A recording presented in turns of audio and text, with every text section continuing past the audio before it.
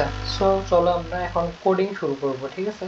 So আমরা এখন কীভাবে করব, আমরা আগের জিনিসগুলো বারবার রিভাইজ দেবো অ্যান্ড সামনের দিকে আগাবো, ধীরে ধীরে ধীরে ধীরে আগাবো। তোমরা একটু একটু করে ভিডিও দেখতে থাকো, ইনশাল্লাহ বুঝতে পারবো সবগুলো টপিক ভালোভাবে। তো চলো এবার কি করব হচ্ছে ইনক্লুড stdio.h। এটা কি? এটা আমাদের একটা হেডার ফাইল, যেটা কি করে, যেটা হচ্ছে ইনপুট আর আউটপুট ফাংশন নিজের মধ্যে রাখে। এটা কি একটা, এটার নাম কি, এই হেডার ফাইলটার নাম কি? লাইব্রেরি। ওকে, তো ইন্ট মেইন, এখান থেকে আমাদের একটা ফাংশন শুরু হয়, দেন রিটার্ন জিরোতে শেষ হয়। এটা আমরা আপাতত মনে রাখতে পারি। এরপর এর মাঝে আমরা যে কোডগুলো করব ওই কোডগুলো আসলে রান হবে। তাহলে চলো শুরু করি। তো আমি ফার্স্ট লিখলাম ইন্ট। ইন্ট লেখার পর আমি এখানে একটা নাম্বার দেবো, তাই না? সো আমি দিলাম নাম নামে একটা, আমি কি বললাম, ভেরিয়েবল ইনিশিয়ালাইজ করলাম, মানে ভেরিয়েবল আর কি দিলাম। তো 1 দেন ইকুয়াল দিয়ে এর মধ্যে আমি 23টাকে রাখলাম। এরপর ফ্লোট নামে একটা ভ্যালু নিলাম, মানে হচ্ছে তোমার ডেটা টাইপ নিলাম, যার মধ্যে আমি কি বলবো, ভগ্নাংশগুলো রাখবো, তাই না? তাই এটা আমি দিলাম নাম্বার 2, দেওয়ার পরে আমি এখানে 23.55 রাখলাম। এরপর আমি নিলাম ডাবল একটা, তার মধ্যে আমি কি রাখলাম, নাম্বার 3টা, তাহলে আমি এখানে কি রাখবো, আর একটু স্পেসিফিক মান রাখবো, মানে পয়েন্টের পরে একটু বেশি সংখ্যা থাকবে আর কি। এরপর ক্যারেক্টার, ক্যারেক্টার নেওয়ার পরে আমরা লিখলাম যে এটা লিখলাম লেটার ভেরিয়েবল হিসাবে, আমি এখানে আমি কি রাখলাম, এইটাকে রাখলাম। সো ক্যারেক্টারের সময় এই জিনিসটা একটু মনে রেখো যে ক্যারেক্টারের দুই সাইডে একটা কোটেশন রয়েছে, অন্য ক্ষেত্রে ইউজ হয়। এখন এই মানগুলোকে কি করতে হবে, এই মানগুলোকে আমরা প্রিন্ট করতে হবে, তাই না? মানগুলোকে আমি এখন প্রিন্ট করে নেব। তাহলে print F the value is %d। %d কার জন্য? এই ইন্টিজারের জন্য। তাহলে আমি এখানে কমা দিলাম, কমা দিয়ে আমি লিখতেছি যে নাম্বার 1, তার মানে নাম্বার 1 যে মানটা আছে সেটা এই জায়গাটার মধ্যে প্রিন্ট করে দাও। গেল, এইটার কাজ শেষ। তাহলে আমি যদি এটাকে পুরোটাকে কপি করে নিই, ওয়েট, আমি এটাকে পুরোটাকে কপি করে নিলাম। আমি এখন এখানে %d এর জায়গায় %f লিখতেছি, কার জন্য? এটা ফ্লোটের জন্য লিখতেছি। তাহলে আমি এখানে 2 ইউজ করতেছি, কারণ ফ্লোটের ভেরিয়েবলটা কত, 2 ছিল। এরপরে আমি হচ্ছে ডাবলের জন্য কি ইউজ করবো, %lf ইউজ করবো। তাহলে এখানে %lf, আর ভেরিয়েবল কত, ভেরিয়েবল হচ্ছে 3। আচ্ছা, ক্যারেক্টারের জন্য কত ভেরিয়েবল, ক্যারেক্টারের জন্য ভেরিয়েবল হচ্ছে, ভেরিয়েবল বলতেছি, ফরম্যাট স্পেসিফায়ার কত, %c, আর না ভেরিয়েবল কত, ভেরিয়েবল হচ্ছে লেটার। লেটার, তাহলে এটা একটু রান দিয়ে দেখি কাজ করে কিনা। এই তো কাজ করতেছে। আমাদের ছোট্ট একটু সমস্যা কোথায়, আমাদের দেখতে ভালো লাগতেছে না। সো আমরা কি করবো, এখানে নিউ লাইন ইউজ করব। নিউ লাইন কেমনে দেয়, \n দিয়ে। কার মধ্যে রাখতে হয়, এই যে ডাবল কোটেশনের সামনে, ঠিক সামনে। ওকে, তাহলে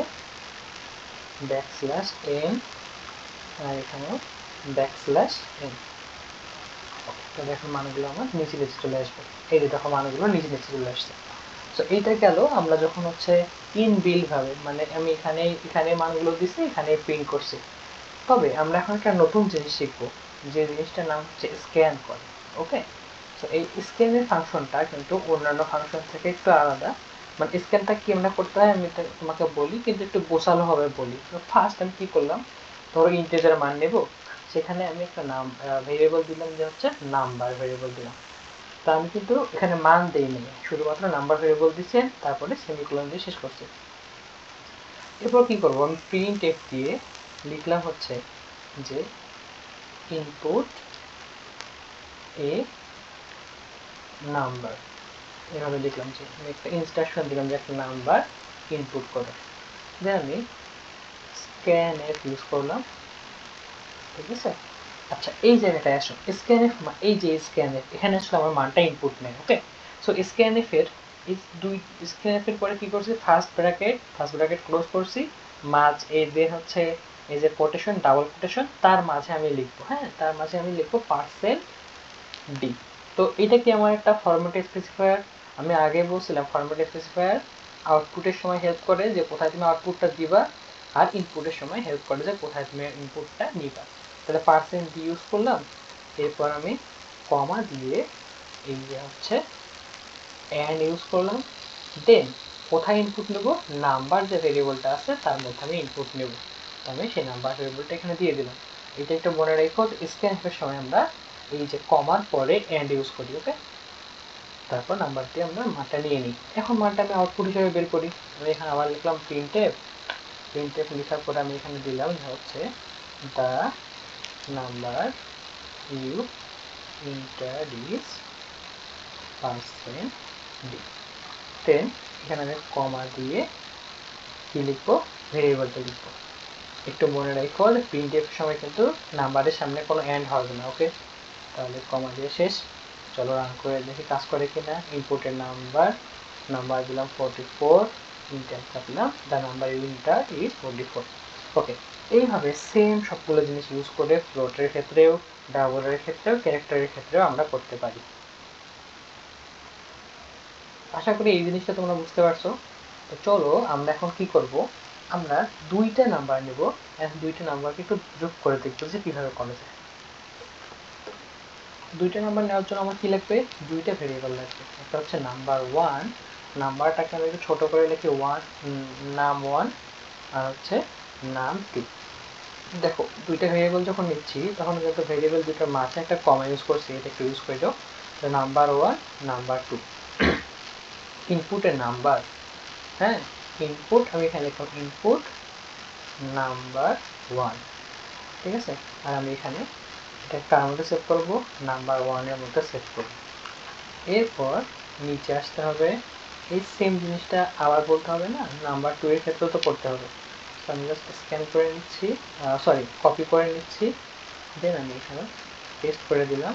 তার এখানে লিখলাম নাম্বার টু, তার মানে নাম্বার টু এর মধ্যে সেভ হবে। এখানে টু লিখে দেই, টু লিখে দিলাম, ওকে। তাহলে আমাকে কি করতে হবে, এই দুইটা জিনিসকে যোগ করতে হবে। তো যোগ করার জন্য আমি এটা করি, আমি আবার লিখলাম এই জায়গাটার মধ্যে আমি কমা দিয়ে লিখলাম সাম। তাহলে আমার একটা সাম নামের ভেরিয়েবল পাইলাম আমরা। তো একবার যখন সাম কথাটা লিখছি, তো এদিকে কিন্তু আর ইন্টেজার, এই যে ইন্টেজার সাম এটা লিখার দরকার নেই। তুমি যদি এখানে না লিখতা তাহলে তুমি এখানে ইন্টেজার সাম লিখতা। যেহেতু সাম একবার লেখা হয়েছে, আমি জাস্ট সাম ইকুয়াল করলাম। তো সাম ইকুয়াল করার পরে কি লিখবো, number one plus number two, ঠিক আছে। এই তো তাহলে কি হবে, এই যে নাম্বার ওয়ানের মধ্যে যে মানটা ইউজার দিবে সেইটা যোগ হবে নাম্বার টু এর সাথে, দুইটা যোগ হয়ে কার মধ্যে থাকবে, এই যে সাম নামের যে নতুন ভেরিয়েবলটা আমি নিছি তার মধ্যে থাকবে। তাহলে প্রিন্টের সময় কোনটা ইউজ করবো, অবশ্যই সামটাকে ইউজ করবো। তাহলে আমি এখানে লিখবো সাম, ওকে। তাহলে এখানে এত কিছু না, এগুলো তো আর থাকবে না, এখানে লিখবো দা সাম ইজ পার্সেন্ট ডি, এই যে কমে দিয়ে সাম এটা, ওকে। এই তো রান করে দেখি। ইনপুট নাম্বার ওয়ান, তাহলে নাম্বার ওয়ানকে 33, তারপর নাম্বার টু বলতেছে ধরো লিখলাম 22, তাহলে দ্য সাম ইজ 55, ওকে। এভাবে আমরা যোগ করতে পারি। সেম কাজটা তুমি আমাদের আরো কতগুলো অপারেটর আছে, এগুলোকে কিন্তু অপারেটর বলে, যেগুলো যোগ বিয়োগ গুণ ভাগ, হ্যাঁ, এগুলোকে অপারেটর বলে। তাই যে সাম এই প্লাসের জায়গায় তুমি যদি এখানে এই যে হচ্ছে ভাগ চিহ্নটা দিতা, তাহলে কি হইতো, এটা কিন্তু ভাগ চিহ্ন, এই যে এইটা, হ্যাঁ, এটা যদি তুমি দিতা তাহলে কি হইতো, দুইটা নাম্বারকে ভাগ করতো। এখানে যদি তুমি স্টার চিহ্নটা দিতে তাহলে কি হতো, তাহলে যে একটা যোগ করতো, গুণ করতো, হ্যাঁ। এখানে যদি তুমি এই যে মডিউলাস সাইনটা দিতা, এটা এই সাইনটার নাম কিন্তু মডিউলাস সাইন, এই যে এই সাইনটার নাম মডিউলাস সাইন। সো তুমি যখন এই মডিউলাস সাইনটা দিবে তখন কি করবে, এই যে নাম্বার ওয়ান নাম্বার টু ভাগ করার পর যে ভাগ শেষটা, সেটা ভাগ শেষটা বের করবে, ওকে। তো আশা করি তোমাদের এগুলাতে কোনো প্রবলেম হবে না। তো এই মডুলাস দিলা, দেন এখানে লিখলা যে দাম মডুলাস ইজ পার্সেন্ট দিয়ে হবে লিখলা, হ্যাঁ। ক্যারেক্টার ডাবলের ক্ষেত্রে ফ্লোটের ক্ষেত্রেও সবগুলা কাজ সেম। সো ওগুলো আলাদা করে দেখানোর দরকার পড়তেছে না, তাই না। তো তোমরা কি করবা, তোমরা এই জিনিসগুলো বাসায় বসে বসে প্র্যাকটিস করবা, হ্যাঁ, তাহলে জিনিসগুলো আরো ক্লিয়ার হবে। তো আমি তো শুধু প্লাসের জন্য দেখাইছি, তোমরা হচ্ছে ভাগ করবা, গুণ করবা, বিয়োগ করবা, বিয়োগের ক্ষেত্রে কি, বিয়োগের ক্ষেত্রে এই যে হাইফেনটা এটা হলো বিয়োগ, হ্যাঁ।